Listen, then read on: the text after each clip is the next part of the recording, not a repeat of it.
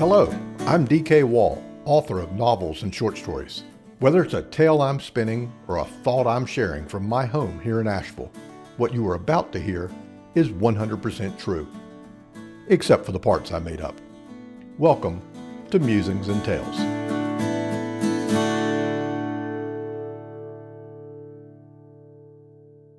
Early one morning last week, well before dawn, I, barefoot and clad only in pajamas, raced about the yard howling like a madman. Why, you might ask? The short answer, I live with dogs. Over the years, that cast has included a German Shepherd, a Beagle, a Corgi, a more or less Chow, and an even dozen Siberian Huskies. Some of you are now nodding with deep understanding, needing absolutely no further explanation for my morning shenanigans. For those who require a slightly longer answer, which almost certainly includes my perplexed neighbors, let me first take you back to the reign of His Royal Highness Little Prince Typhoon Fooey. He would be one of those dozen Siberian Huskies. When he originally came to us through a breed rescue, his name was simply Ty. I prefer two-syllable names, the better to communicate with a dog, and asked my readers for suggestions. So many great alternatives were offered, but I somehow chose the name of a natural disaster. He spent his years with us living up or down, depending on your perspective, to that expectation in every conceivable and many inconceivable ways.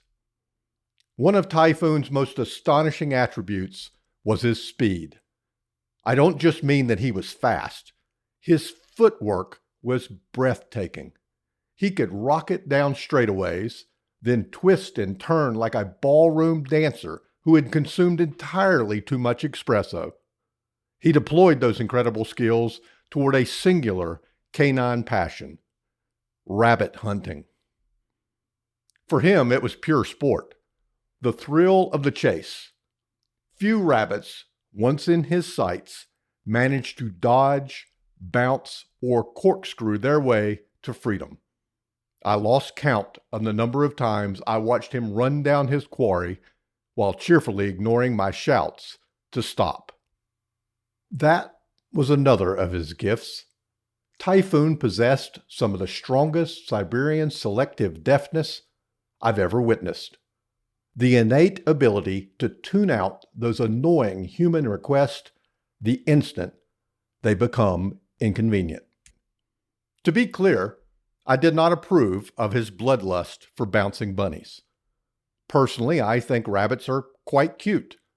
And so Typhoon and I maintained a long-standing feud, my quest to save the cute critters from a horrible fate versus his solemn vow to eliminate them.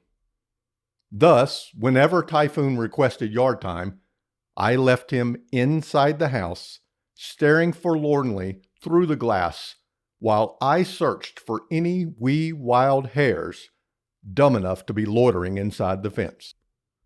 If you have seen those cute videos of Siberian Huskies talking, you might wonder if they're real. I can assure you that they are. Sibs have an astounding vocabulary. Having lived with so many for so long, I understand every word, especially the four-letter ones. Nothing amuses the neighbors quite like overhearing a spirited conversation between me and one of my dogs, particularly when I warn them to watch their language. So there Typhoon would be, inside the house, loudly and colorfully cataloging every scoundrel in my family tree, while I hunted rabbits to prevent him from hunting them. Since rabbits are quite adept at hiding, sometimes I missed one before releasing the little royal prince. To reduce the carnage, I invested in a flashlight. Not just any light, mind you, but one that could turn a dark yard into high noon. It proved particularly helpful on the many 2 a.m. excursions Typhoon demanded over the years. Alas, poor Typhoon left this world 2 years ago. I miss him and his grumbly ways dearly. But the rabbit population has celebrated his departure with reckless abandon. Not a single one has met its maker in my presence since. Until last week. I had been awake for a while when the first set of furry paws trotted into my study around 6. Yes, my lazy dogs sleep in while I work. That first canine was none other than Landon. Sweet, goofy, wouldn't hurt a fly Landon. The canine opposite of Typhoon in every measurable way. This dog lacks the hunting instincts of a gnat. His only confirmed kills have been dust bunnies, those inevitable tumbleweeds of Siberian fur found drifting through any home that houses the breed. Despite his sweet reputation, old habits die hard. I engaged my years of experience in rabbit removal, sweeping my solar flare of a flashlight across the various nooks and crannies of my yard, while imagining Typhoon somewhere behind me, stridently protesting the unfairness of it all. Having declared the yard free of varmints, I released Landon into the wild. He sniffed, he peed, sniffed some more, peed again. A perfectly normal, utterly uneventful morning. Until Landon froze. I was standing in the pavilion at the center of the yard, too far from Landon to intervene, but close enough to see every horrible second of what was about to unfold. A rabbit, with spectacularly poor timing, had chosen that precise moment to investigate whether the grass truly was greener on the other side of the fence. I'm not really sure who was more surprised. Landon standing nose to nose with actual wildlife, the rabbit staring into those ice blue Siberian eyes, or me, rooted helplessly in my too distant spot, watching destiny rearrange itself. I hoped goofy Landon would simply shrug and walk away. I even entertained the possibility that Landon might flee in terror and hide behind me. This was not entirely implausible. Landon maintains a long and distinguished list of objects he finds deeply alarming. The robo-vac that fights its losing battle against those hairy tumbleweeds. A plastic bag caught in a branch, fluttering in the breeze. An errant cricket that once landed on his nose, triggering what can only be described as a full Siberian meltdown. Alas, neither I nor the rabbit was that lucky. Somewhere deep in the furthest recesses of Landon's fluffy brain, ancient whispers from his wolfish ancestors stirred to life and commanded him to follow long-buried instincts. In a single chomp, it was over. Well, for the rabbit, anyway. For me, a brand new problem had arisen. There I stood in the backyard, barefoot, pajama clad, armed with nothing but a ridiculously bright flashlight, while Landon, much to his own astonishment, clasped his tasty prize high in the air like a trophy. Long experience with Typhoon had taught me there could be digestive repercussions to a sudden, unauthorized addition to the diet. I needed to persuade Landon to relinquish his prize. I probably am not telling you anything you haven't already guessed when I report that my firm command, Landon, drop it, was entirely ineffective. What followed was an extraordinary chase, round and round the yard, me shouting commands with increasing desperation, Landon woo-wooing his passionate counter-argument that he caught it, so he got to keep it. He juked left. I lunged after him, but he twirled right. In my clumsiness, I stumbled and executed what can only be described as a barefoot pirouette across the wet grass.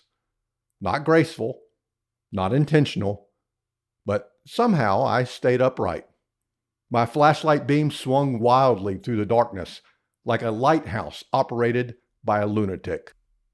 Landon, it turns out, had been paying far closer attention to Typhoon's footwork over the years than I ever gave him credit for. He employed evasive maneuvers I didn't know he possessed. Tight spirals around the patio furniture, a breathtaking figure 8 through the shrubbery, and one spectacular leap over a rose bush that would have earned respectable scores from Olympic judges. Meanwhile, I crashed through those same obstacles like a shrieking wrecking ball, collecting bruises I wouldn't discover until later in the day. Between laps, I cycled through every command in my arsenal. Drop it. Nothing. Leave it. Not a chance. Trade. He actually glanced at me for that one, the rabbit dangling from his jaws like a grotesque cigar, before deciding that no, a treat, no matter how tasty, was not a fair exchange for the greatest achievement of his life. I tried reasoning with him. I tried bribery. At one point, I'm fairly certain I tried diplomacy, attempting to negotiate terms of surrender in a calm, measured tone that fooled absolutely no one, least of all Landon. He responded with an eloquent, though muffled, woo-woo that I am confident translated to something deeply uncomplimentary about my negotiation skills. After what felt like an eternity, but was probably only a few laps, the tide turned. Not through any brilliant strategy on my part, but because Landon made the rookie mistake of pausing to gloat. He stopped, tail held high, trophy aloft, and gave me a look that said, "Are you not entertained?" That half second of showboating was all I needed. I closed the gap, dropped to my knees, and made the grab. He resisted, I insisted. There was a brief, undignified tug-of-war that I prefer not to describe, and then, at last, I won. I ushered Landon inside, still protesting, still cataloging my many failings as a fun ruiner, and returned to clean up the grisly crime scene. Then, and only then, did it dawn on me that I had likely just delivered quite the spectacle for my neighbors peering out their windows, which they likely had done to figure out the cause of such a wild commotion. I can only imagine the tale spreading through the neighborhood about that crazy writer fellow and his bizarre pre-dawn antics, hollering and sprinting around his yard while normal, sensible people slept.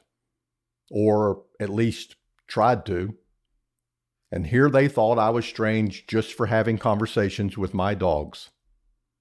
Somewhere, I suspect, His Royal Highness Little Prince Typhoon Fooey is howling with laughter. He always did enjoy a good show, especially at my expense. Thank you for letting me bend your ear today. If you enjoy the yarns I spin here, I invite you to explore my novels and short stories over at my online home, dkwall.com. That's dkwall.com.